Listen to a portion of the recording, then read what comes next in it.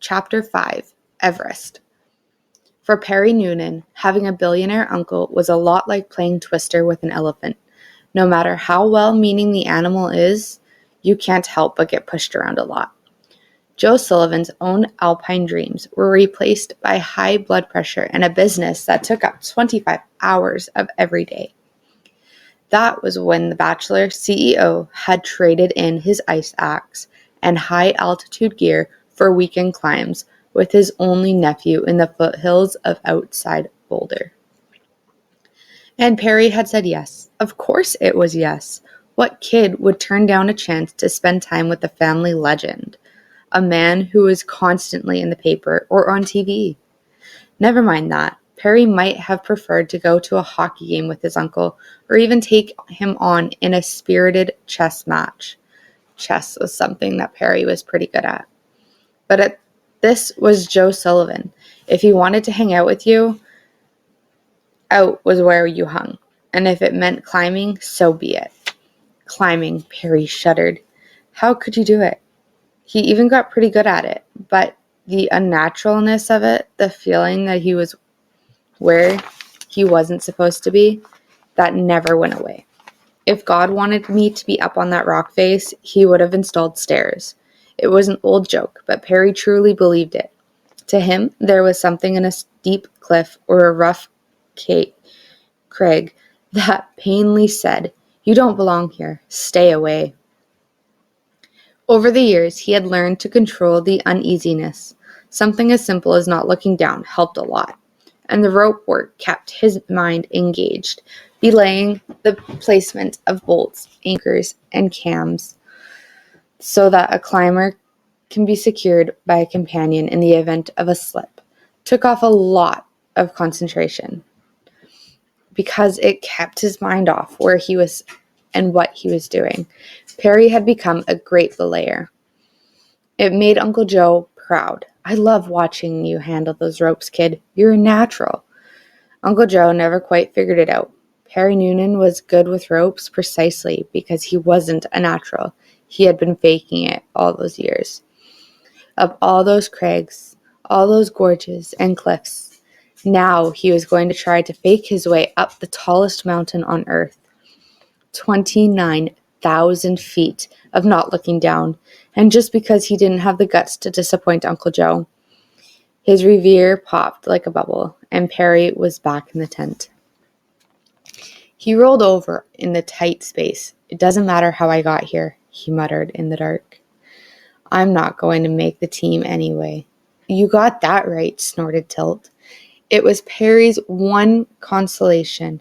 There was no way an expert like Cap Zero would fail to notice that Perry didn't exactly measure up to his fellow candidates. For starters, Ethan Zaff would be soon coming, and he was as good as 90% of the adult alpinists in the world and had summited Everest already. There were guys like Chris and Joey and Tilt, who was a loudmouth and a bully, but athletically, and Mac Truck. Even a couple of girls seemed miles ahead of Perry. The thought of Bryn's confident efficiently and Sammy's fearlessness. This was more than a hobby to them. This was a way of life. Half the kids spent their free time bouldering, 9 hours of workouts a day, and these guys choked down lunch so they could race outside the complex and find a 20-foot rock to scale for fun. Perry didn't belong on the same mountain with them. They were the kind of people who looked down. He peered through the tent flap. All was quiet, except a shadowy figure about 50 feet away, barely visible in the storm. As he squinted through the blowing snow, whoever it was tumbled over the rise and disappeared down the slope. "Hey!" He grabbed Tilt's sleeping bag. "Somebody fell." "Not my problem," the big boy mumbled, turning over. Perry burst out of the tent in a sprint, or at least as much of a sprint as was possible, plowing through the snow. He peered down the hill. There was very little light, but he could hear distant screaming, and could make out a dark shape plunging into the valley at an unnatural speed. He scrambled down the slope, breathing a silent prayer that he wasn't in a hot pursuit of some kind of wolf, or worse, a bear. At the bottom, there was a shower of white, and the figure disappeared. Perry rushed over. "Hello?" he called. "Hello, are you all right?" The snow shifted, and a frosted Sammy Moon sprang up, eyes shining. "Not bad!" She reached down into the drift and came up with a plastic garbage can lid. "I wondered if there's some way I could get this waxed." Perry stared at her. "It's 2:30 in the morning. I thought you had fallen off the edge." "I couldn't sleep," Sammy said innocently. She'd held out the lid. "Want to try?" Correction. Perry reflected, amending his thought from before. He didn't belong on the same planet as these people. The next morning, the camp awoke to clear blue skies gleaming off a foot of fresh snow. The storm was over. Dominic rushed to unzip the tent, eager for his first blast of warm sun. Instead, he found himself staring into the weathered face of Cap Zero. "All right, vacation's over," the team leader brawled. "Everyone into the gym. We've got a mountain to get ready for." Tilt was belligerent.